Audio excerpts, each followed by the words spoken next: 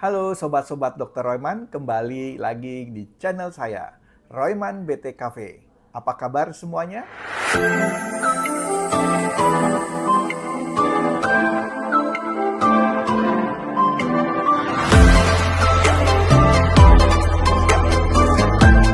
Kali ini saya akan membahas satu topik yang sangat penting, yaitu menopause berisiko tinggi terkena penyakit jantung. Sebelum kita membahas lebih lanjut, jangan lupa like, comment, and subscribe.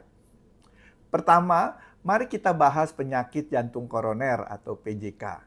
PJK adalah kondisi di mana pembuluh darah yang memasuk darah dan oksigen ke jantung yang disebut arteri koroner tersumbat atau menyempit oleh karena penumpukan plak yang terdiri atas lemak, kolesterol, dan zat-zat lainnya termasuk kalsium. Penyebab utama PJK adalah aterosklerosis, yaitu proses penumpukan plak pada dinding arteri. Seiring waktu, plak ini dapat menebal dan mengeras, menyempitkan pembuluh darah, bahkan dapat pecah dan menyebabkan pengumpalan darah yang menghalangi aliran darah ke jantung, yang menyebabkan serangan jantung. Nah, yang penting saat ini saya ingin bahas adalah penyakit jantung koroner atau PJK memang lebih beresiko menimpa pria dibanding wanita. Namun itu pada usia di bawah 50 tahun atau sebelum wanita itu mengalami menopause. Nah, resiko-resiko inilah yang menyebabkan wanita mempunyai resiko tinggi untuk terjadinya penyakit jantung koroner. Walaupun bukan satu faktor saja, ada faktor lain. Nah, untuk itu kita harus membahas satu konsep, yaitu orang yang sudah menopause perlu lebih waspada akan kemungkinan terkena penyakit jantung koroner. Selanjutnya, mari kita membahas mengenai menopause-nya dulu, guys. Menopause merupakan bagian dari proses siklus reproduksi wanita dan tidak bisa dihindari. Di sisi lain, menopause juga turut serta berperan dalam perkembangan penyakit jantung koroner selain hipertensi, hiperkolesterolemia, dan diabetes.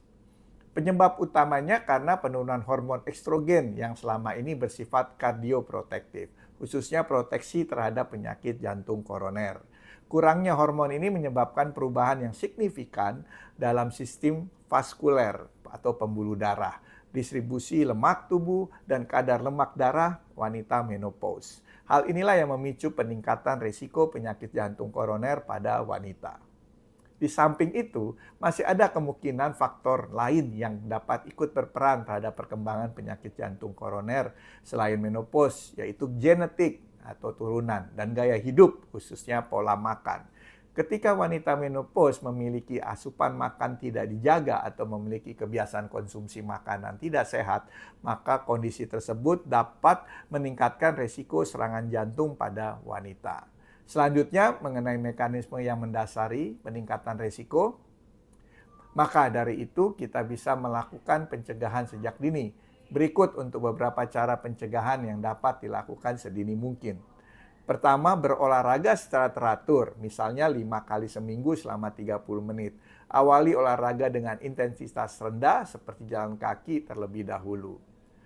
Kedua, jaga berat badan ideal dengan melakukan diet sehat, antara lain konsumsi makanan rendah lemak dan tinggi serat, yaitu sayur dan buah, 5 porsi sehari serta gandum.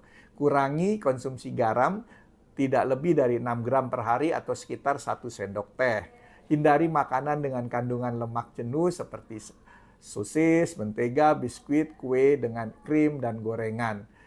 Seimbangkan dengan yang mengandung lemak tidak jenuh seperti ikan, alpukat, biji, dan kacang-kacangan. Dan ketiga, tidak merokok. Merokok akan mempercepat menopause dini pada wanita dan secara tidak langsung ikut meningkatkan risiko penyakit jantung koroner. Hal ini dikarenakan racun dalam rokok dapat mengganggu sistem reproduksi wanita. Keempat, kontrol tekanan darah dan gula darah tetap dalam batas normal. Minum obat secara teratur, terutama jika Anda memiliki penyakit hipertensi, diabetes, ataupun kolesterol tinggi.